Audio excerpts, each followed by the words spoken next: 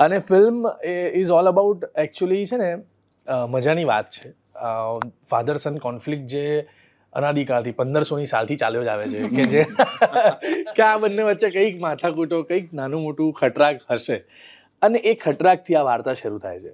But બંને એકબીજાના સપોર્ટમાં કેવી રીતે ઊભા રહે છે ને મૂળ આ વાર્તા એ પેરામીટરની છે, એ પેરાફરીની છે કે યાર ફાધર અટકે તો છોકરો એની મદદે આવે, છોકરો અટકે તો ફાધર એની મદદે આવે. હવે આ જે વસ્તુ છે ને એ કદાચ 199ની વાર્તા નથી, પણ ફાધર સનની બબાલ એ 199ની વાર્તા છે.